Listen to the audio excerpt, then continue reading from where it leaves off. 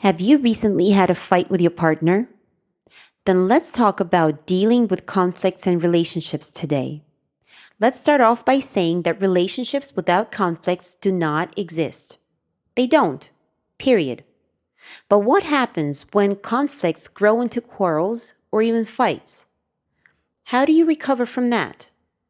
In this session, we'll tell you how to start a constructive conversation with your partner after you had a fight. A sort of conversation that will be both meaningful and productive. The sort that will help your relationship to prosper. The first and probably most important thing to understand is that any kind of conversation is better than silence. Always. Even the most awkward, clumsiest conversation full of embarrassing pauses is better than silence. And there is a good reason for that. Even the smartest people cannot read each other's minds. People cannot read thoughts, and that's the truth. All of our speculations as to what our partner might be thinking in this moment are most often misconceived. However, we as people have the ability to speak, and we should use it more often. The second thing is that strong, long-lasting, and close relationships are usually those that are simple and easy to understand. They're sort of transparent.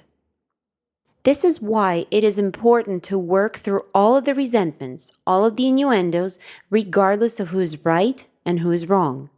And please consider that at times people may not be fully aware of what they're doing. They simply may not understand how their actions and words may be unacceptable and hurtful to another person, and we should let them know about it. This happens to all sorts of couples, even to those who have lived together for decades and have a mortgage and children in common. The third thing is that conflicts are actually not that terrible. Conflicts simply serve as evidence that in this exact moment, the partner's interests are somewhat different, and that the former rules that they used to apply to sorting their conflicts out no longer work. This couple needs a new set of rules.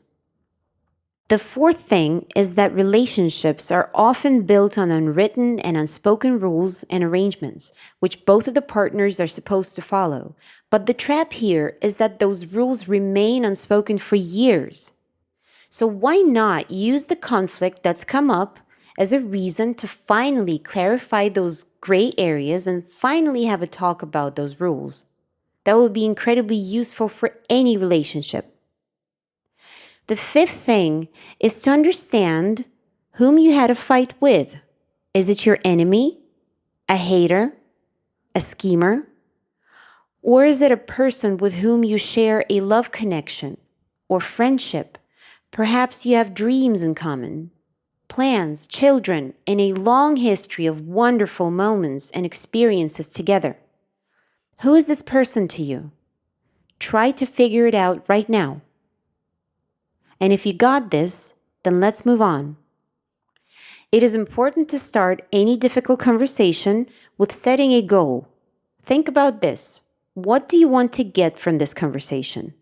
Do you want to receive proof that you are right? Or do you feel like you have something to apologize for?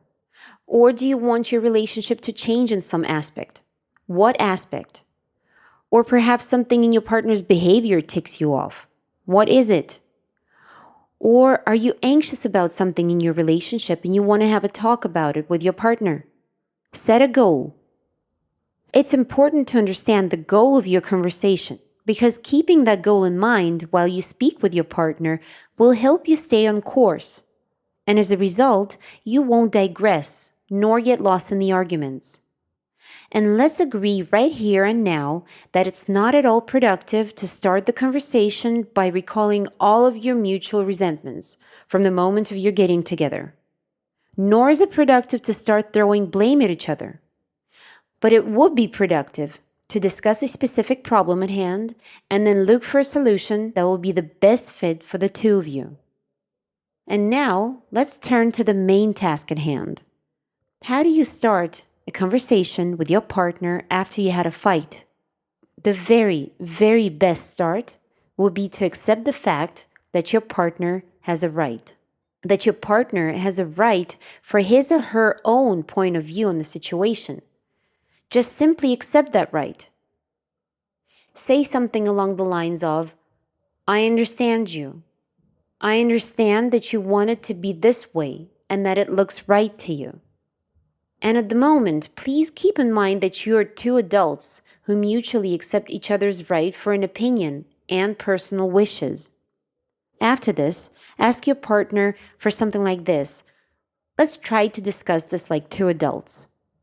Trust us, this phrase works because this way your partner receives a sign that you're willing to really hear him out, that you're willing to meet him halfway. And that is so important.